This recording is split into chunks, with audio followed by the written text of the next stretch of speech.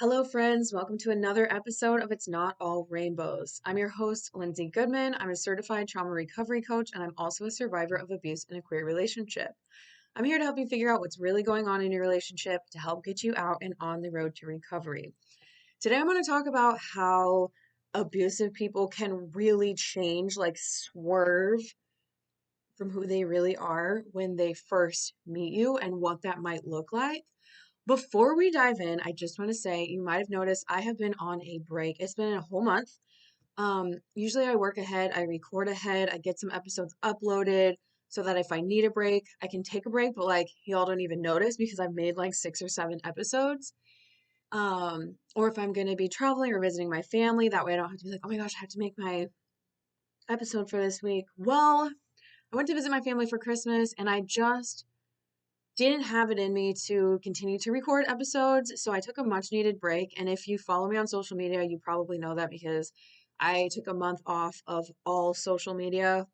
For the most part, I had like Twitter and Threads, and I was like, oh, here I am, like whatever. And that was actually really nice to have that for a while to kind of detox, to take a break from all the negativity because there's just so much negativity out there, not just like, um, the way that people interact with each other nowadays, which was like the final straw for me. I had been feeling like I needed to take a break for a while, and then people just said some really rude, like just weird things to me. And I was like, you know what? Today is the day. I had been thinking about it. I knew I was going to take a break while I was at home, and I was like, nope, we're just taking a break. And I ended up taking a month off. I came back to social media, and I still was just like, you know what? Life has been different lately. I'm home more. So I often would record in my car on my work breaks. I'm with my son more, which is amazing and wonderful. I just don't have as much time to record. Um, and so, yeah, I just took a break and I hope that you all are doing okay. That, I mean, obviously you're not out here surviving just based on my podcast episodes, but I hope that nobody feels like super like let down by the fact that I just disappeared off the face of the earth without much explanation. Um, for now, I have a couple ideas in my head that I want to talk about, and we'll just see where this goes. We'll see. I don't want anyone to be like, well, if you're not going to be around forever, then, I'm going to find my information somewhere else. It's okay for you to feel that way. I just meant that I don't want anyone to be like, well, it's like when you have a house and your landlord's like, well, I might take it back in a couple weeks. And you're like, well, then I'm just going to move on. So I totally get it if you're like, you know what? I've been putting a lot of trust and faith into you, but I need some consistency. So I'm going to go do that. I totally get it. But for now, like I said, I'm going to try to record a couple episodes and see if I can get back on the recording wagon. Because I do still care about this topic and I do still want to be there for all of you when I can. And I appreciate that so many people recognize that I'm a human, that I have so many other things going on in my life. Like for a while, this was all I was talking about and all that I was doing because that's what I needed for my own healing. And so I appreciate that you understand that this is something that like I want to do and I want to help whoever I can, but it's not necessarily something that I can do all the time. So thank you for bearing with me through all of this. Okay, before we dive in, I'll do my struggles and successes, which is wild because I haven't done any for a long time. A struggle is that I don't like where I live. I've talked about this before, but I just kind of like announced it on Instagram that I was like, my goal for 2024, like in past years, I've had like social media goals, I've had reading goals, I've had travel goals, I've had like simple ones that I feel like are mostly attainable, or like, oh, I want to get this. I really want to pass this really high level Spanish certification called the DELE. I don't know if any of you are familiar with that, which I've had to push back, unfortunately, but like things like that. But my real goal for this year was like, I was sitting there in December of 2023 and I was like, I'm not happy. My goal is to, I don't want to sound like, I'm like, oh, I'm just chasing happiness because I've spent a lot of my time doing that. I'm an Enneagram 7, right? So I'm out here like, where's the next great thing? Where's the shiny, sparkly, like golden thing that's going to change my life? And I don't feel like that at all anymore. I just want to be like baseline good. And I don't feel that where I live in Washington. So I finally came out and said it on Instagram because I've been like, I'll mention it. And I know I've talked about it before. It's like, my career is not quite right. So I want to tweak it a little bit and try to make it make more sense for my family and things like that. Um, but it's basically boiling down to, I don't want to live here anymore. So that's been a huge struggle. Sorry, Nat. But I think that the success is that I'm finally able to say it out loud. I'm finally able to admit it. I'm finally able to communicate that to those around me and start communicating that with my son's dad because he does live here. And try to, I'm giving us several months to like try to figure out what this might look like if I do move. Um, and so that just feels like a huge success for me. Okay, I hope you're all well. I hope your struggles aren't too struggly and your successes are very successy. Although sometimes the little things are the biggest successes. So keep that in mind. Okay, so I want to talk about how, like, when you first meet an abusive person, they can be like, we've already talked about like their behavior and how they treat you, and like they're love bombing you and then they knock you off the pedestal. Like, we've already talked about all of that before. And if you haven't heard those things, dig back into those past episodes, because really my first episodes, I was trying to kind of do them in like a timeline where it was like, first you're probably going to see the love bombing, and then you're going to see the devaluing, and then you're going to see some breadcrumbing, and then and I did like descriptions of each of those words that we use about coercive control, what it might look like, and like how it kind of progresses as you get into abuse. So again, if you haven't listened to those episodes yet and you want kind of more of that education or perspective on what that can look like, check those out. You're gonna have to scroll way back because those would have been like early 2022 or late 2021. So I've already talked about that, but what I want to get into is like their um what's masking. Essentially, they're going to match you, and this could be considered part of love bombing because they're portraying themselves as this person that's not real. So we're going to talk about the masking and how whatever it is that you like and do and whatever, all of a sudden that's how they are too, right? So for me, one of the things was yoga. And I'm not saying this person never done yoga before or didn't kind of, well, would do yoga here and there, but I was really big into yoga. And so when we first met, it was, oh, we're gonna go do yoga together. And then when we first started hanging out, we did do yoga together. Like, we'd go out on the back deck and do yoga together and stuff like that. Um, and the only time in 2.5 years that I ever really saw them do yoga was when I was so sick during COVID, like sick with like autoimmune issues, that I couldn't work out, and they would come inside and like purposefully do yoga right in front of me to be like, look, I'm doing yoga, even though that's not what they like. If they had time to work out, they were going to be doing like a punishing, like torturous CrossFit workout. And so this person didn't, again, I don't know them. I don't know what they actually like and don't like. I don't know if they do, because a lot of coercive controllers, abusive people, don't know who they are either, right? Because they're constantly trying to match other people and fit in with other people and take pieces of what other people, the positive traits of other people, and like create like, I'm picturing like a kid with Play-Doh trying to create something very specific, and then they show it to you and you're like, what's this? I don't know what it, thank you, good job. That's kind of how I feel abusive people are. They're just bits and pieces of other people.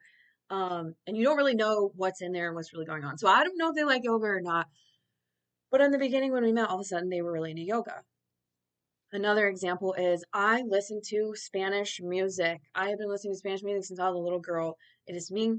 I speak Spanish. I'm a white girl. It's not my culture. I'm not going to act like I am, Mexican or whatever, but I grew up listening to Selena. And when I was like 4, I literally taught myself Spanish by printing off the lyrics in English and Spanish and listening to Selena songs over and over and over again until I was like, oh, corazón means heart. This means that. Oh, this is a verb, but she used it differently here and there. Okay, that's a different verb. Like, kids' brains are amazing. But that's what I wanted to do, and that's what I did. So my whole life, Selena's like my comfort music. I'll put on Selena when I'm sad, when I like need to clean the house. Like, I'll listen to her last concert. If you don't know who Selena is, I don't know what your life is. um, so I listen to Selena a lot, and then I also listen to a lot of like cumbia, salsa, bachata, merengue.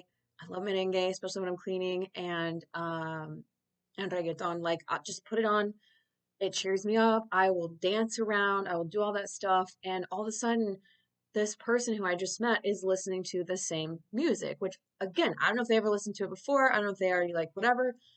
But this person who has loves music and has a vast um, taste in different kinds of music. Although, to be fair, again, with the Play-Doh monster dough ball, I feel like they just went through their life like accepting what everyone else liked and listened to, rather than being like, I'm going to explore my music tastes and see what I like and don't like, or I'm going through this phase where I really like this type of music. Now I'm changing, like we all do, right? It's music, along with books and movies and stuff. It's an exploration of self, it's an exploration of expression and things like that. But all of a sudden, that's what they would listen to. That's what they would listen to all the time. And they would put it on and they would listen to it in the car. And it was like, this was their identity now. And one thing I want to point out with that, and I've seen it from other people before, like after I was with him, I left, there was like someone who was kind of around and we were kind of talking. And I've mentioned this before. She did the same thing where she was all of a sudden listening to my music and like would like, what is this? I'm gonna check it out. And it was like she just wanted to be like me so that I would like her. Um, so it's not just abusive people. Some people just want to be loved. They just want to be accepted. They're like, hey, let's be the same because maybe we'll like each other more if we like the same things. Whereas I'm like, please be different from me. I want to like learn from you. I want you to learn from me. I don't want us to be the same. But it's very much a I'm going to, in the case of abusive people, I am going to pretend to be so much like you. And like, oh my gosh, what a coincidence. We like the same music and we read the same kind of books and we like have the same hobbies and we do all the same things because it makes you feel safe. It makes you feel comfortable. You're like, oh, this feels like home. This feels familiar. Oh, like we can bond over these things. We both like hiking, or we both like this, or we both like that. And sometimes you probably actually do like some of the same things. And sometimes, like, again, I really don't know. Like, abusive people, I don't know if they really even know what they like, but you will often see this up in front, like hot and heavy. I'm just the same as you. I like the same things as you. Look how much we have in common. And then as time goes on, you'll see that start to drop. You'll see them not listening to Spanish music anymore or whatever it is. You like country, all of a sudden they're listening to all your, and it's your favorite songs, right? They have your playlist. It's not like, oh, I'm going to go and I'm going to check out some country and see what kind of works for me. I've never been a big fan, but like, let's check this out. Like, if this is what you like, I mean, and here's the other thing. Some people are in a lot of times when I talk about coercive control and I talk about some of the more subtle things, like it's not like, oh, this person's in your face, calling you names, horrible, like widely accepted things that we all as a society are like, yeah, that's abuse. Um, a lot of people will be like, well, I do that. I'm not abusive. Like recently, I shared a video of my abuser walking in front of me, and I was like, this is something that many abusive people do. And so many people, I mean, oh, I guess I'm abusive because I walk in front of people. And I'm like, I didn't say if you walk in front of someone, you're abusive. I said, this is something a lot of abusive people do. And so, again, if you're listening and you're like, oh, usually when I meet someone, I do check out their music or I do try to go to yoga class with them, like that's fine. So, let me give you an example. Again, I'm not like, the relationship coach and the relationship author, and I go around and do speeches about like relationship health and stuff like that. But I'm telling you right now, there's a difference between these two types of behaviors, right? So here's an example. I meet someone and we're starting to date. We meet up every couple weeks. We're going out, we're hanging out.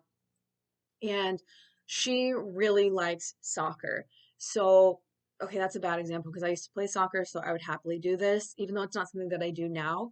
But say I don't like sports, I might be like, yeah, I would love to go to a soccer game with you. It's not my thing, but I think it would be really fun to go and like see you in that environment and see how you like it. I can't promise like if we end up together that I'm gonna go to a lot of soccer games. Like if you're playing, I'm probably more likely to go to support you, but like yeah, we can like different things, right? I'm gonna support you and show you like a little bit of interest in this thing, but I don't have to be you. I'm, oh my God, I love soccer. Oh yeah, I've like I know all the like World Cup stats all of a sudden, like I'm gonna just act like I know more than you or the same amount as you know all that stuff, right? Like that is basically a person taking on a new identity just to match you, just to have you like them, just to be the same as you, just so that you fall for this false sense of bonding that's really not happening, right? So I hope that makes sense and you can see the difference between like taking like genuine interest, like I like pole dancing. You've never done pole before? Do you want to come to a pole class with me and we'll just mess around and you're not going to become a pole dancer? Probably. Maybe you will. Maybe you're like, oh my gosh, I really love this. That's cool too. But like, just kind of pole with me, see what I do, take a glimpse into this world that I'm in, and we'll laugh and have some fun. And then the next time we'll do a different date, right? Very different from a person being like, oh my God, I've always wanted to try pole and now pole is my thing. And I'm going to like, once I switch from being this person that you think I am to abusing you, I'm going to use pull against you because I'm like, it's really wild, like the things that abusive people do, and they'll just use every single aspect of your life to like rub stuff in your face. Um, can get weird. So I don't know. I guess that's all I have to say about this. And I gave two examples of what I experienced. Again, it can be anything, whatever it is that makes you you. If you see someone who's all of a sudden getting like, it's fake obsessed, but obsessed with something from your world versus just like genuine curiosity and like, um, I don't know, let me give some more examples. Say that you are, so I'm a sign language interpreter, and say that you've never really been around deaf people, and you don't really know how interpreting works and stuff like that. So instead of being like, oh my gosh, I've always wanted to learn sign language, okay, now I'm gonna like, which a lot of people say that, and that's fine. Um, I'm gonna go volunteer at like a deaf event. I'm gonna do all this stuff and like blah blah blah. And all of a sudden you like, again, maybe eventually you get inspired and you go and do that, but off the bat, it would make it would feel more healthy if you were just like, hey, do you have any like a book about deaf culture or like maybe some YouTube videos so that I could learn a little bit more about deaf culture so that I can be a more like accessible person, like if I meet a deaf person, like so I don't feel, because a lot of people feel weird, they're like, I've never been around a deaf person, what do I do, like can I get some more knowledge about this? So genuinely asking about your world, saying, let me just get a little bit of this so I can understand what your life is like, so that I can understand the people who you work with, but not saying, oh, I'm going to become an interpreter now. Again, it could happen. I know someone whose husband is becoming an interpreter because he's an interpreter. That can happen. Maybe you do genuinely want a career change and come to find out it really works for you, but it's not common. So again, I know it makes it hard when I'm like, sometimes it's this and sometimes it's normal. Sometimes it's abuse, sometimes it's healthy. But you really have to understand there's a difference between like suddenly becoming you for a matter of weeks and then dropping that versus healthy, genuine. I want to connect with you over this. I want to learn more about your life. I'm going to do it at my own pace as we go. I'd love to hear more about, wow, you sound really passionate about this. Let's sit down, tell me more about it, blah, blah, blah, right? It's not me. I'm this, and this, but I want to share this journey with you, right? So I hope that helps. Um, Next episode, I'm going to talk about how you might change when you first meet someone, something that I've been thinking about a lot lately. So stay tuned for that. Thank you for listening. Like I said, thanks for being patient with my absence. Yeah, like I said, thanks for being here with me. I appreciate you all being willing to hear from me and learn from me. Yeah, I'll be back next week with more. Take care and go drink some water.